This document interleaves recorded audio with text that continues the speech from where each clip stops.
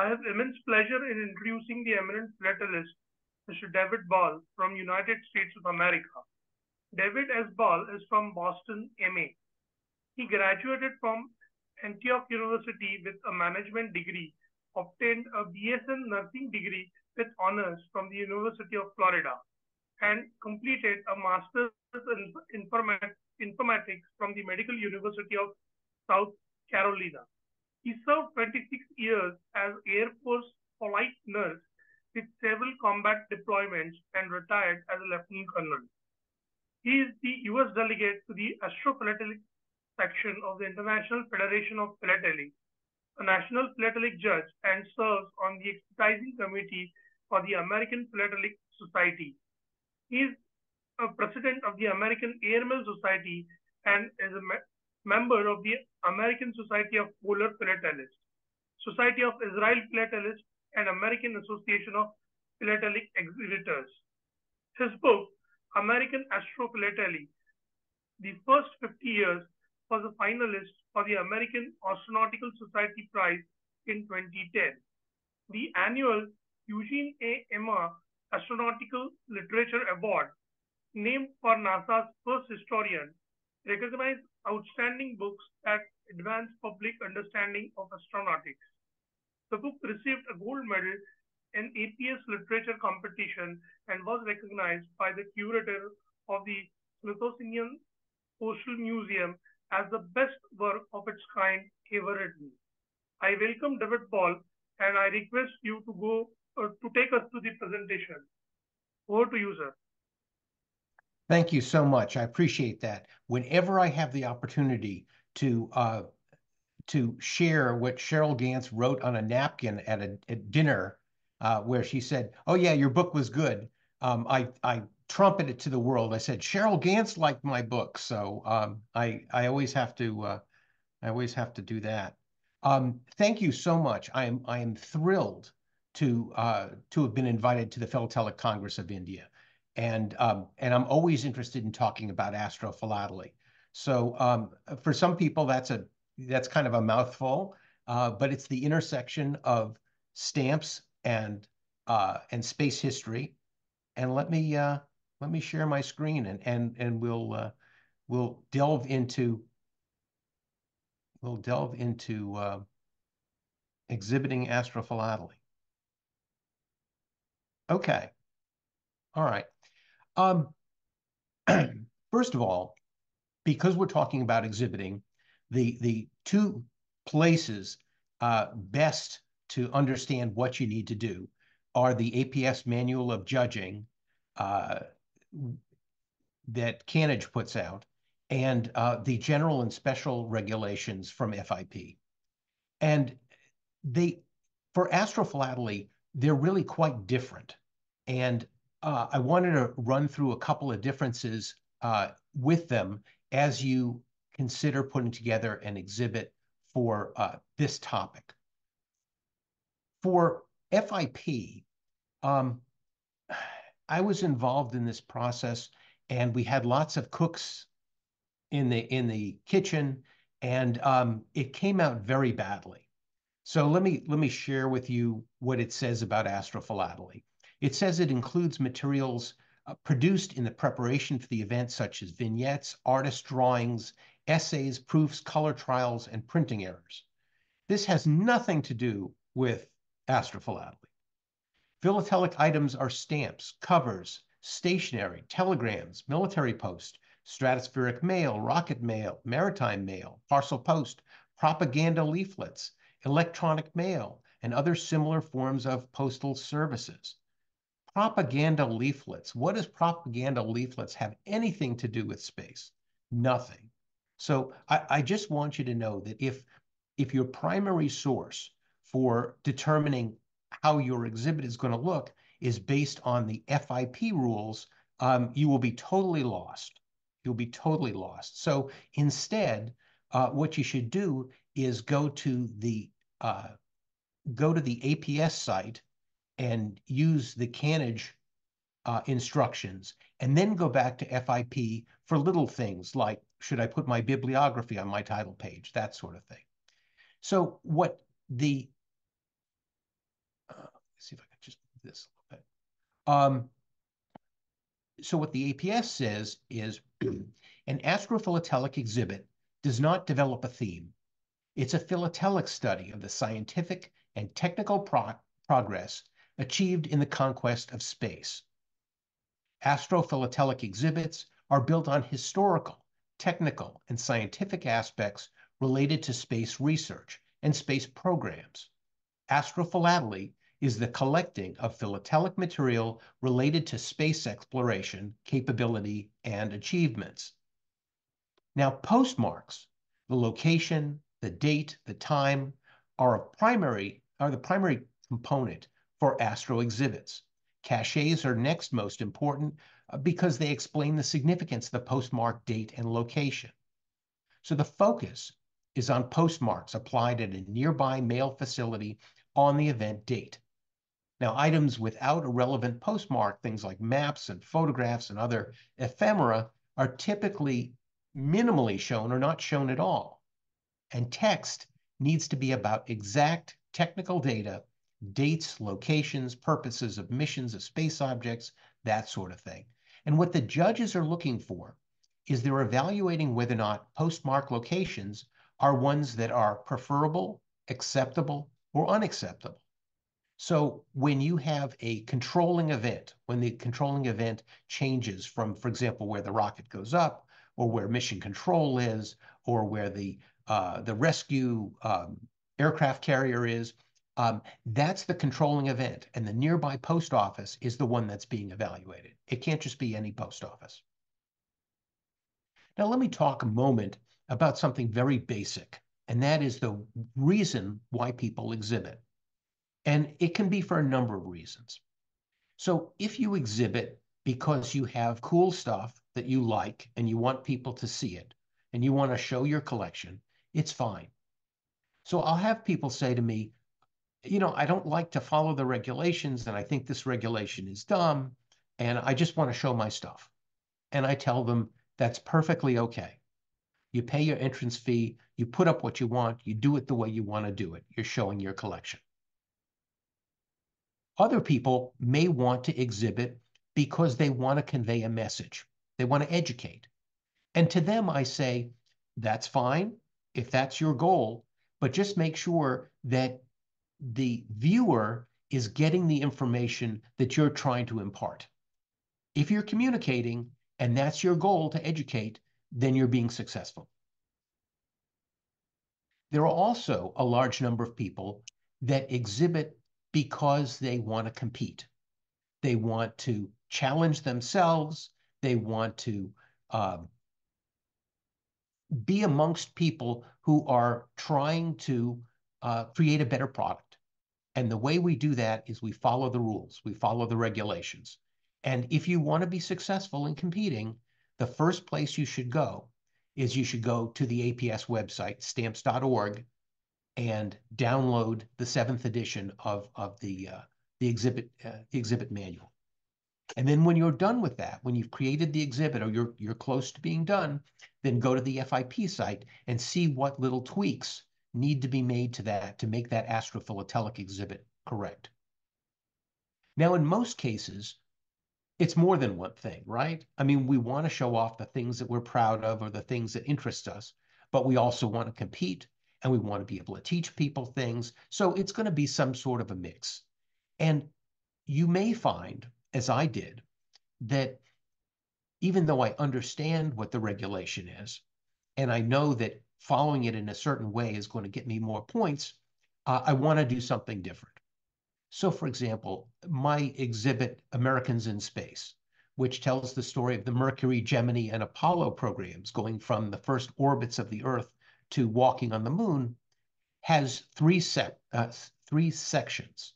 And on the first page of each one of those sections, it's a full page of text. And I've had more than one judge say to me, you realize that someone who's just walking by your exhibit and sees a full page of text, they don't want to read that. They came to see stamps. They came to see envelopes. And I said, no, for people that really want to look at this 8-frame exhibit, they're going to appreciate this. And they said, well, okay, but you're going to lose a point or two from it. And I said, that's okay. It's what I want. So we need to be able to balance those things that are important to telling our story and make us feel good with getting good scores. And since we're talking about points, let me just give a little bit of some thoughts about points. So points generally come in three buckets. One is the treatment, your story, along with importance. And so with treatment, we find some reason to start in a particular place and a particular place to end. And then we need this golden thread to go in between the two. And if you're doing that, if you have a logical place to start, a logical place to stop, and you have a progression that builds on that story and tells a compelling tale, then you have good treatment and you should get full marks.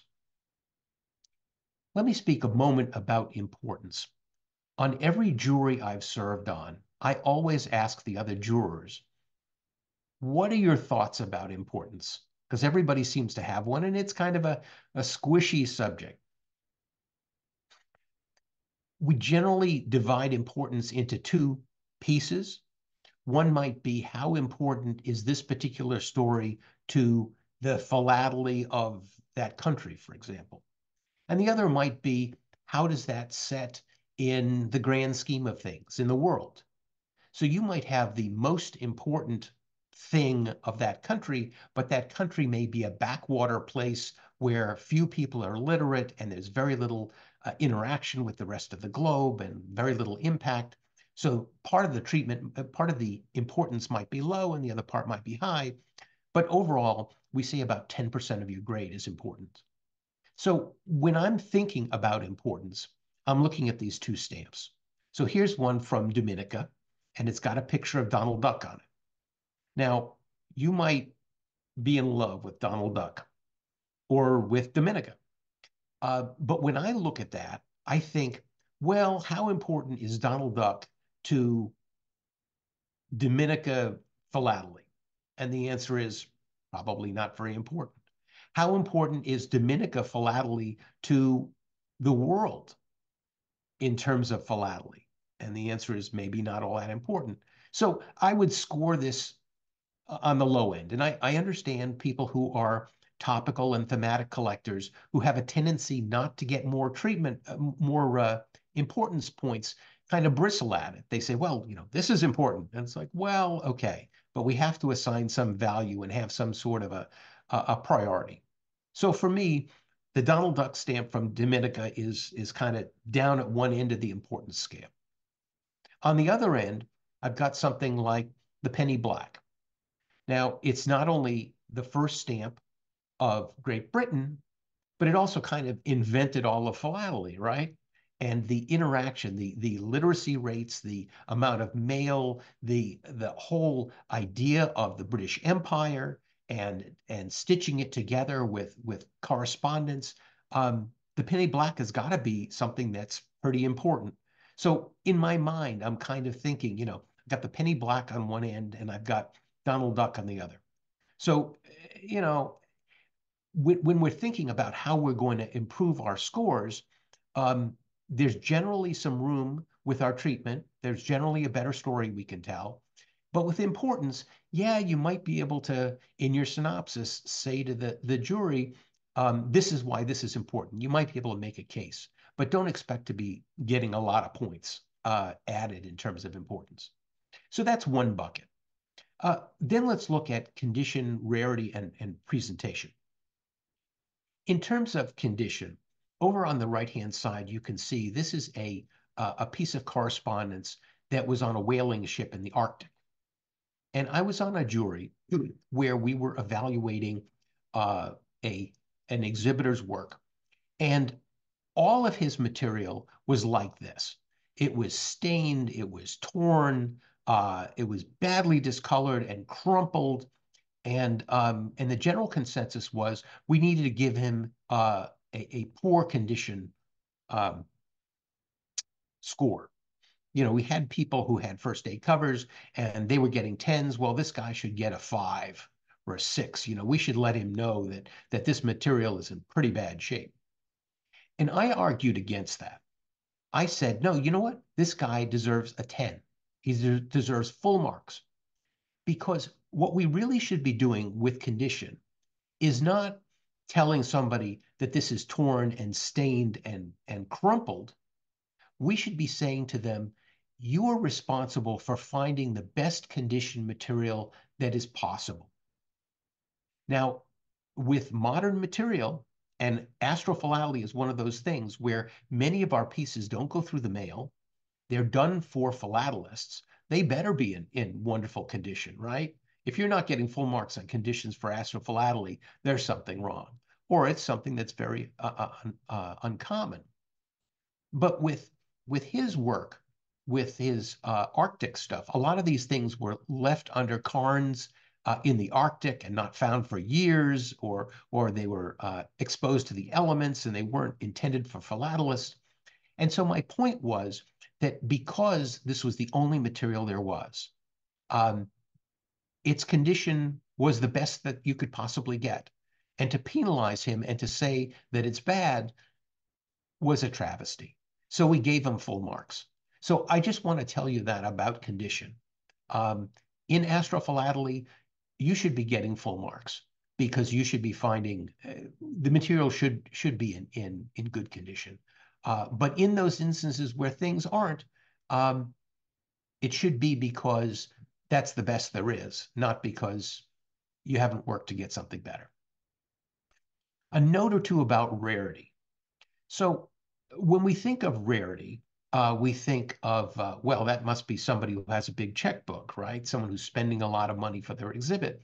And there is a correlation between people spending money and getting high marks, but it's generally because they pick very difficult, interesting subjects that are very difficult material to find, and it's expensive, and so there is a correlation. But rarity does not necessarily equate to something being expensive. There are things that are very scarce, but they're also in low demand. So maybe they don't have a great deal of cost. But really, when we think of rarity, let's instead talk about difficulty of acquisition.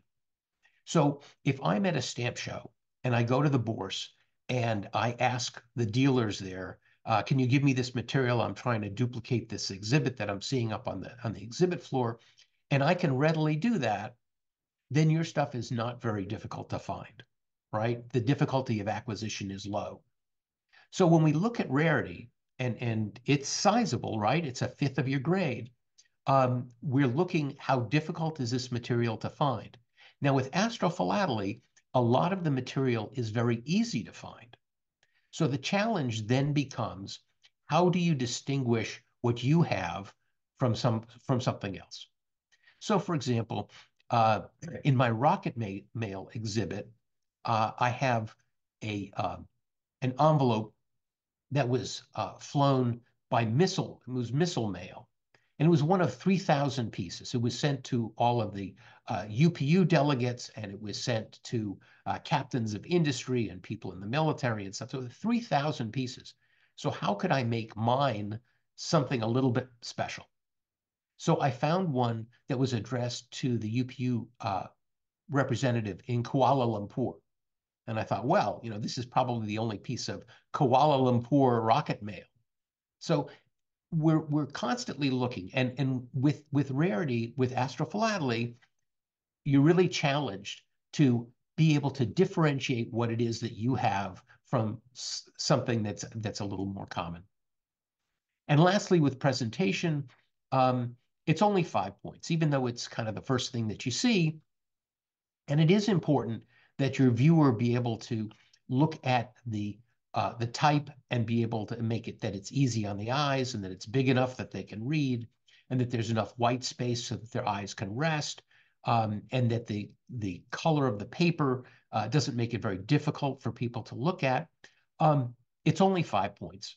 And generally, when we're evaluating an exhibit, they're generally getting 4 or 5 points. There's rarely more than a point that you could squeeze out of presentations. So don't focus there. So we said you could make up some points with your story, with treatment, probably not with importance. Condition, probably not. Rarity, but when people don't get the scores that they want, they generally think, oh, well, I need to open my checkbook. I need to buy some more expensive stuff. And that's rarely the case. Usually it's improving your story, and it's probably not presentation, right? We said that's only maybe a point.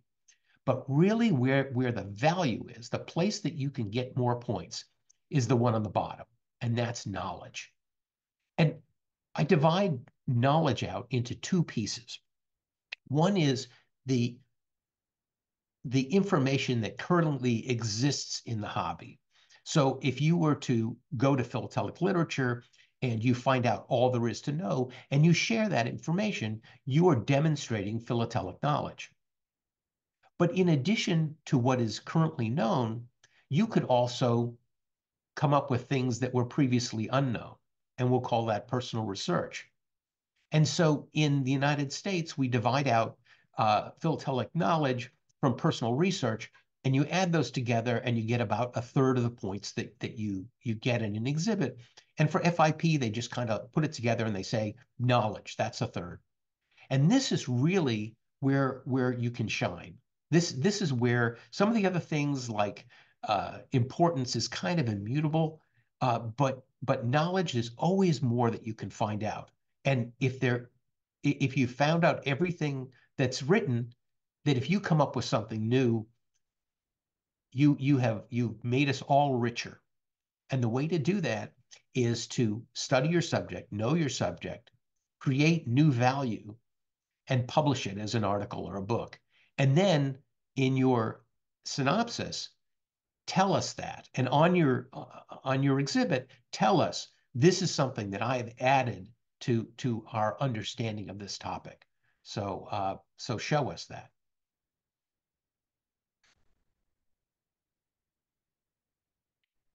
Let me foot stomp for a moment. When you saw how terribly out of touch FIP was in terms of guiding people in astrophilately, I want to just foot stomp what astrophilately is with this description.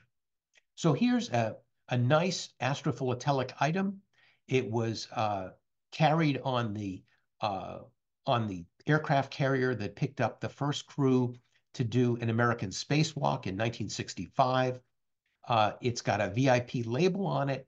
It's got a Beck printed cachet. And for those of you who know astrophilately, you know that Morris Beck, in addition to producing 400 or 500 of these printed cachets, had a rubber stamp that the Navy would use that looked very similar to this, but it was in a single color. And they'd put that on all the mail. So this printed one is nicer. But in addition to that, this is a Beck crew cover, which means it doesn't have the B314 or something on the bottom of it. This is one of only 25 envelopes that was given to the crew as a thank you gift for creating these philatelic things. And then it's autographed by the commander, James McDivitt.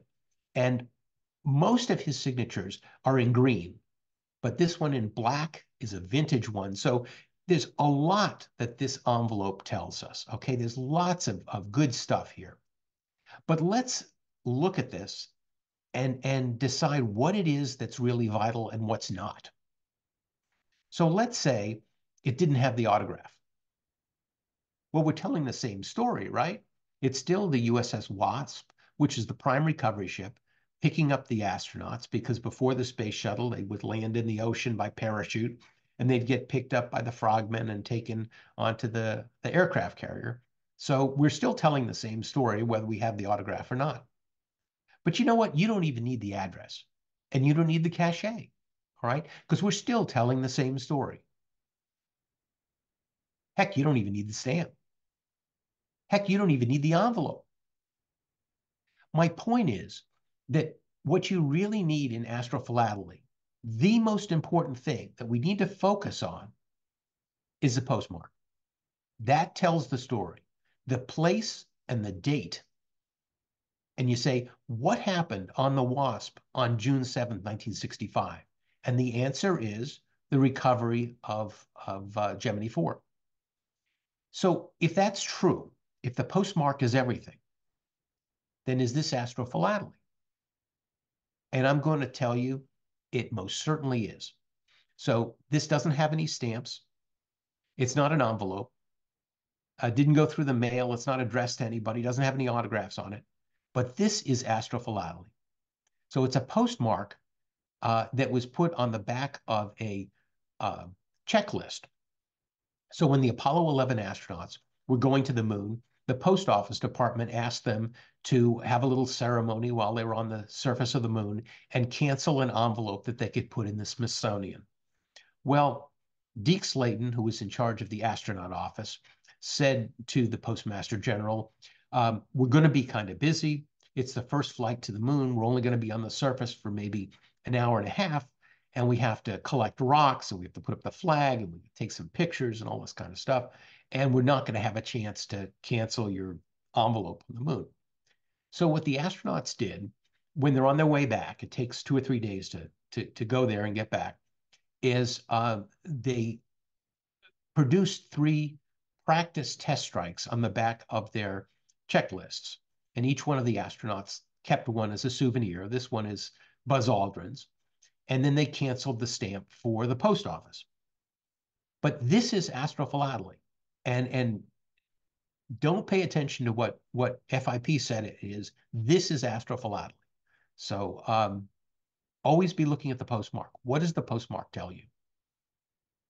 So now back to exhibits. One of the things that people really need to focus on and make really clear is our title page.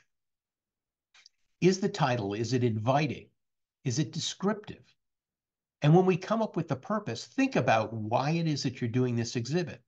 Are you trying to communicate something to people? I mean, is it to educate them? Are you just trying to entertain them? Make sure that your purpose aligns with the work that you're doing and you state that. And in terms of scope, I think of an exhibit like a jigsaw puzzle. It has all of these different pieces, but it also has edges and corners. So define what material is in the story and what is out, so that when the jury is looking at your material, if, for example, they were looking at Americans in Space for the Mercury, Gemini, and Apollo programs, and they see something from Skylab or from the space shuttle, and they say, well, that's not part of the Apollo program. That's outside the scope, right? It's outside of the edge in the corner. So it's important to be able to define the materials in the story and give the jury a chance to say the material that's here is appropriate or it's not appropriate. And then lastly, with the plan. A plan is just kind of a little outline, right?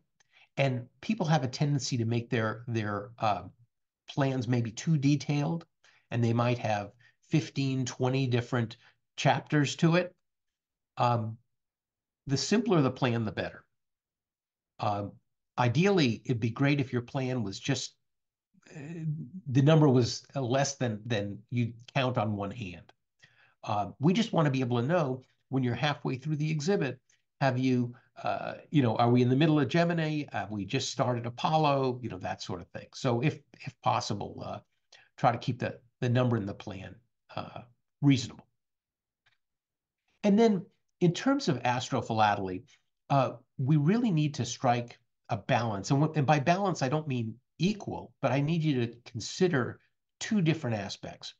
One is subject matter, and here we're talking about the history of spaceflight, the particulars, the technical details, the explaining what's going on with the missions, things like that, with philatelic knowledge. And you'll see that being able to show philatelic knowledge in Astrophilately is tough. Subject matter is easy. You could find lots of books about spaceflight.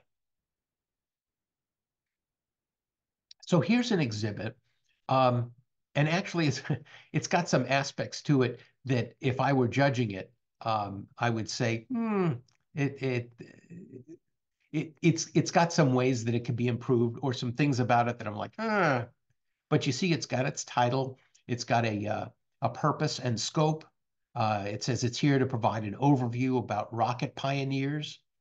And then it talks about the use of color. It says that if you see something in black, that's talking about the rocket flight or about the experimenter. And then if you see something in blue, we're trying to tell you, we're trying to display philatelic knowledge. And that's useful to the jury when they're going around and they're saying, yeah, does he have enough philatelic knowledge with astrophilately? And if we're seeing a lot of blue, we're saying, yeah, he's got some philatelic knowledge. That's good. And a moment about how we identify significant items. Lots of people will use like this red frame, and that's fine. But just know that if everything that you have is rare and you put a red box around everything, you're kind of defeating the purpose.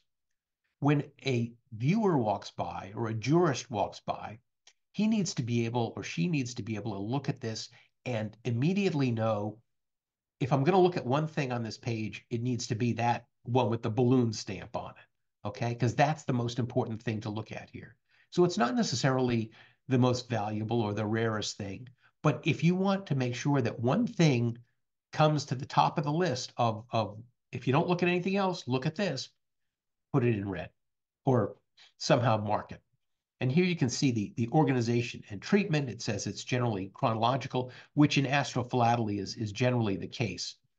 Um, and then the exhibit plan. Now, this kind of flies in the face of what I said before about trying to keep the plan to a minimum. In this case, it has 14 different pieces, but that's just kind of the way it worked out. You can layer things if you want to put more pieces on. So you could see these Schmiedel pieces on the left-hand side. Um, all of the interesting stuff about it was at the top of the cards. So layering on top of it was fine. You can cover addresses. Generally, try not to cover stamps or postmarks or cachets. But if there's kind of nothing on the card and you want to put more in there, feel free to do that. Over here, you can see the Tilling card. Since I'm showing uh, early rocket pioneers and Tilling only had one flight, it's important to have a Tilling card there. And you can see there's one of his and it's autographed. So that's a nice piece. Um, Different experimenters, Australia, Germany, and you can see when I first introduced the subject, uh, the uh, the blue is a dark blue, and then after that it's a lighter blue, so that if you just kind of walk into the middle of the exhibit and you see it's light blue, you say, oh, well, this is a continuation of that prior subject.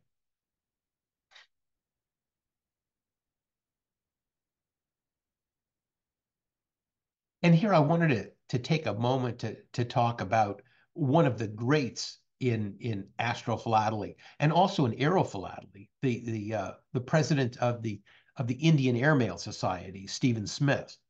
I mean, not only was he a policeman and a dentist, and eh, and not really classically trained in like astrophysics, but he was a remarkable engineer, in addition to being a remarkable philatelist. And he had over 270 flights, 80 of which carried rocket mail. And he was able to deliver parcels intact, including food. He transported a live cock and hen, and he moved medical supplies. And this is during like an earthquake. Um, and his documentation and just the sheer beauty of the way in which he showed this work that he was doing is truly remarkable. And astrophilatelists and aerophilatelists owe quite a debt to him and his work. And then when it appeared as if um, his his notes might fall into the hands of the enemy in World War II, he destroyed them instead.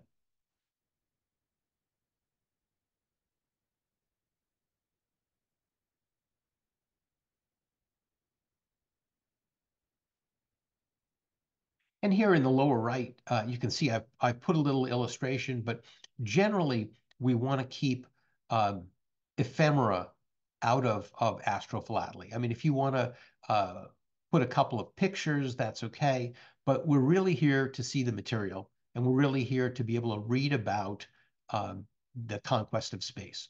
So that needs to be the focus. Oh, and here's my my Kuala Lumpur cover. Um, and one of the things that people have a tendency to fall down on, they do a beautiful uh, start to their presentation and the wonderful golden thread, and then they just kind of forget about wrapping it up. So this one says, in summary, Pioneer rocket mail was a dead end for both the advancement of rocket science and the routine movement of mail. Unlike Tsiolkovsky, Goddard, Oberth, and von Braun, rocket mail experimenters mostly focused on the creation of philatelic collectibles with attractive Cinderellas, beautiful cancels, cachets, and autographs. In fact, the fact that many envelopes were singed, waterlogged, or mangled by burst projectiles, instead of reducing the value, instead tended to have the opposite effect. They told a postal history tale of a bygone era when starry-eyed amateurs dreamed of being steely-eyed missilemen. So you've given it, you've kind of summed things up, you've told people, this is why I'm ending here, and this is what you should think about the exhibit. And that's going to help you. Now I want to shift gears and talk to you a little bit about some current controversies in astrophilately and just kind of get you to think about it. So here's one. I was asked whether or not Apollo 17 insurance covers exist.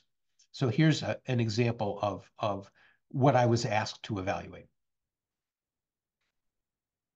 Now, the business about life insurance for the astronauts, prior to Apollo 11, Life magazine had an insurance policy that covered the astronauts.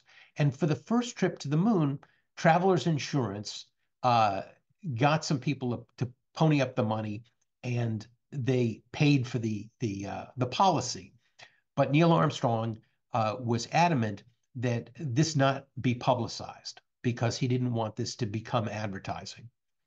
Then with Apollo 12, a group of businessmen kind of ponied up the $50,000, the premiums. And then in Apollo 11, it's a different group, but it turns out that the Apollo 11 ones almost got cashed in, right? Because Apollo 11 was the mission where they had an oxygen tank that burst and nearly killed the crew. And then Apollo 14, 15, 16, and 17 ended up getting paid for, but this was a nail-biting last-minute kind of thing, and it was a concern.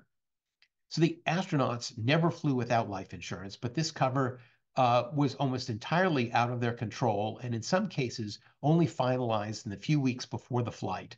In this context, it's easy to see why the astronauts sought to provide something for their families that was both tangible and entirely within their control in the form of these Apollo insurance covers. So let's look at a typical and an atypical insurance cover. So on the left, this is Apollo 11. It's crew sign before the flight. Provenance from the astronaut is established. They expressly said, this is for my family in case something happens. It's postmarked during the mission. Its existence is widely known. So we all kind of agree that is an insurance cover. Now let's look at the Apollo 17. So this one was partially signed before the flight. Cernan and Schmidt signed it, but Ron Evans didn't sign it until they got back. And we have established the provenance. This was in Cernan's possession. In terms of the insurance intent, that was belatedly expressed. At some point, he did say, yeah, that's what this was for, 20 years ago or 30 years ago. And they were newly discovered. And the postmark was not during the mission. These are anniversary cancels, which we generally don't use in astrophilately. And they're, 20, 30, 40 years after the fact. So it generates these questions. What elements make an insurance cover? Is the key the postmark or is it the autograph? And can the same envelope be an insurance cover for one astronaut and not another? And what I want to challenge you is if you have a thought on one of these, just put it in the chat. I'm not going to be able to look at the chat right now, but I'm interested in how you view it. Now, I will say that even though I've been foot stomping, postmark, postmark, postmark, in the case of insurance covers, it's really the autograph. It's not the circle date stamp. Now, obviously, the cover on the right that wasn't signed by Ron Evans until he got back cannot be an insurance cover for Ron Evans, right? Because he didn't come back. So it could be for Cernan, it could be for Schmidt, but not for Evans. So here's this same cover. It's an insurance cover for one person, but it's not for the other. So that's kind of interesting. So it must come from an appropriate source, from a crew member. It must be signed pre-flight in order to be considered an insurance cover. And it has to have the intent of being a benefit for the family. Signed prior to the launch, left behind for the crew in case of disaster. So here's a type 1 insurance cover from Buzz Aldrin. He said, since we were unable to obtain adequate life insurance due to the high-risk nature of being an astronaut, we signed this group of covers and evenly distributed them to our families for safekeeping while we performed our mission. If an unfortunate event prevented our safe return, the covers would have provided a limited financial means of support for our families. That's exactly what an insurance cover is. That's how they were invented with Apollo 11. So here it is, an R&R auction from Buzz Aldrin, and it's got a nice little provenance with it, and it sold for $12,000. Contrast it with this from R&R. This is from the next mission, Commander Conrad, and they're calling this a type 1 insurance cover, but it's not. If you read what it says here, it says that he planned to fly it, but then decided that he wasn't. So he just kind of had them and then left them behind. So because it doesn't have insurance intent, I would call this a crew cover. Okay, it's obviously signed by the crew, but it didn't go anywhere. It didn't have any purpose. It was going to have a purpose. It was going to go to the moon, but they didn't take it. So they call this an insurance cover, but I don't believe it is. But this is what I was faced with. I was given this, and I had this certificate from Gene Cernan, and it said it says that these signed covers would remain behind and could have been sold to raise money for our families. And I'm like, that's an insurance cover, you know? So it may not be an insurance cover for Ron Evans. It may not have been postmarked during the mission, things that we normally think of with insurance covers. But in this case, the intent, the provenance, and the fact that it's signed and left with the family in case they didn't come back, that is what makes it. Those are the elemental aspects of an insurance cover. So here, the astronaut has declared his insurance intent. It sells for nearly $6,000. And then after that, there was this big firestorm on Collect Space, where the astronaut felt embarrassed about all this conversation back and forth about what constitutes an insurance cover, that he renounced the intent. And he said, well, it wasn't really an insurance cover, or you know, I didn't know what I was signing, or you know, whatever. And here you can see R&R went from selling this first one for $6,000 and selling this one, which they're calling an anniversary cover or a crew sign cover, for $643. And here, this is currently an online seller that is simply relying on the provenance. He says, I've got something that says that the astronaut said was an insurance cover. I'm going to call it an insurance cover. And they're offering it for nearly $3,000. So let's look at a couple of other things. Here's something that we've been working on now for several years. In the upper left-hand corner, we can see this is the ship that picked up John Glenn, the first American to orbit the Earth, in February of 1962. But we know that the postmark is backdated. And we know that because there were 305 post offices to receive the Project Mercury stamp, and they were told during Operation Hush Hush that these stamps would not be announced prior to being released, and that postmasters would be given a signal, and told that special package you have, you can open it up and sell those stamps. And people were delighted, but they wanted to make sure that the astronaut got back safe before they issued this stamp. So we know that there were no stamps, no Project Mercury stamps on the ship. And so for it to say February 20th and have the Mercury stamp, we know it's backdated. Now, the current thinking is that if you have that date, February 20th, 1962, but it does not have a Mercury stamp, we say it's not backdated. It's a good cancel. But I'm going to suggest this. There's no reason to think that the person who is backdating the first set of stamps, maybe they just ran out of stamps and just used some other stamps. So it could be backdated too. We don't know. And the one on the bottom that says February 23rd, that's a return to port. And we know that they had stamps on that day, and there's no reason to think that that postmark isn't legitimate. So this is the philatelic knowledge in astrophilately, right? Being able to tell that story about the Project Mercury stamp and the fact that the postmark is backdated and that the one in the middle may be backdated or not. And then the fourth one, the one here that's in red, is the PM cancel. And they're very difficult to find. And we've never found one with a Project Mercury stamp, which makes us think of all four of these. This one is probably on the ship, dated on the right date. But that may change. It may turn out that we end up finding an envelope with a PM cancel with a Project Mercury stamp. And if we do, it makes that one suspect too, right? So this is the philatelic knowledge of astrophilately. These are the things that we get into. Now, finding subject knowledge about the conquest of space is going to be easy. What's going to be different is finding philatelic knowledge. So this is an envelope that I found on eBay, and it was initially offered for $2 or $3, but I recognized how scarce it was. Because while the hand cancel I'd never seen a hand cancel, the machine cancel for this prime recovery ship was very common.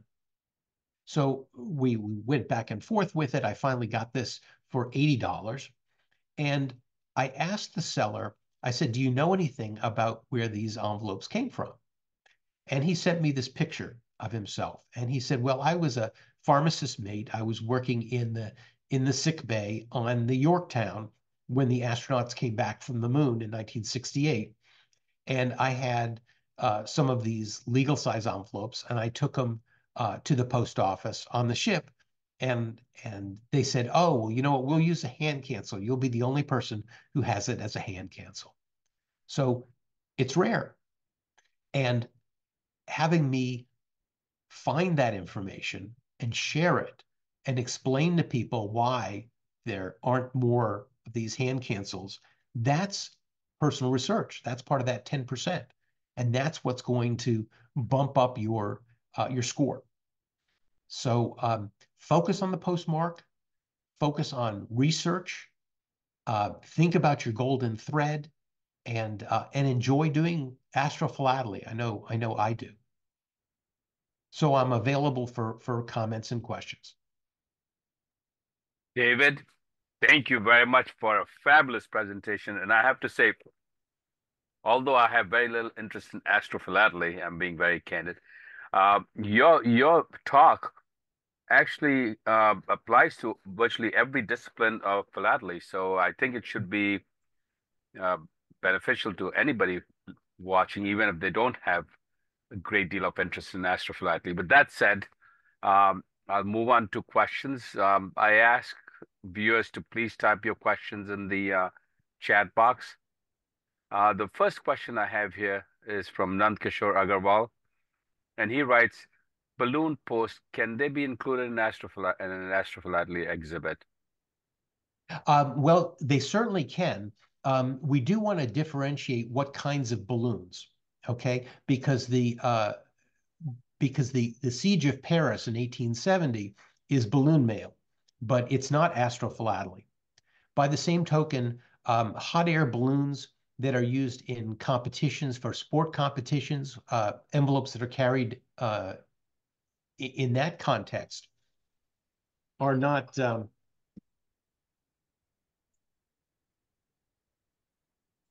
excuse me, balloons that are mail that's carried in hot air balloons is also not astrophilately.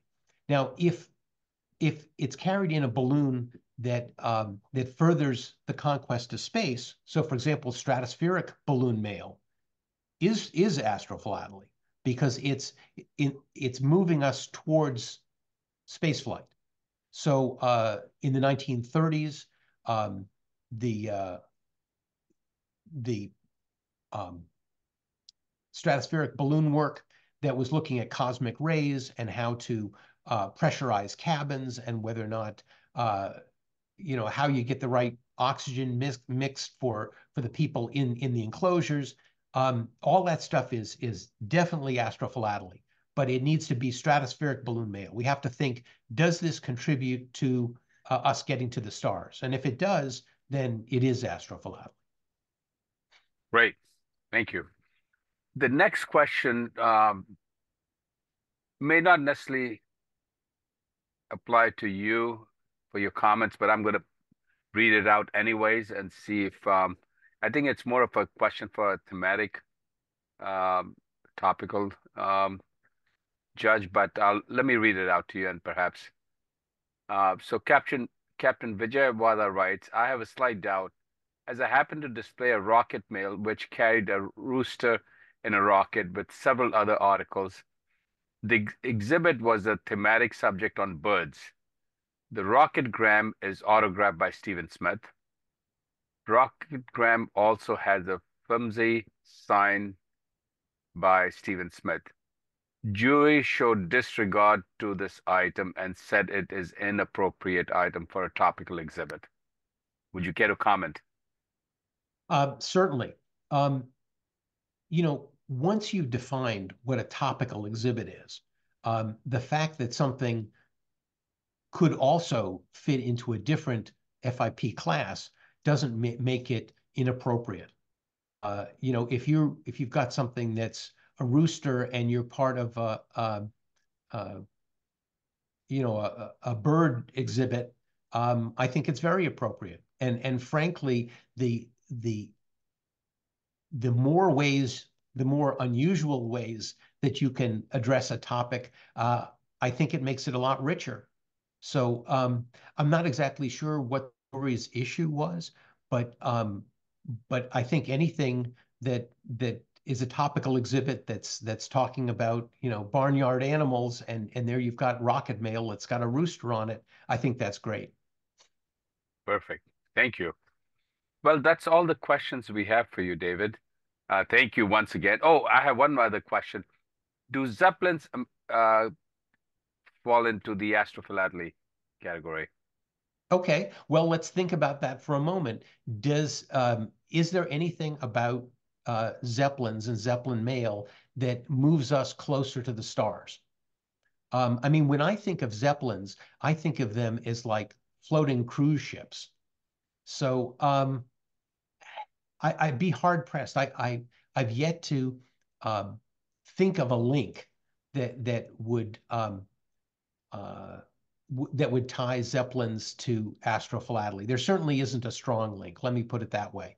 And when we think about airplanes and spaceships, sometimes there's a little bit of a gray area, right? Because there's this spectrum from being able to fly to going into space. And we have some things like the X-15 rocket plane that both flew in the atmosphere and also flew in space.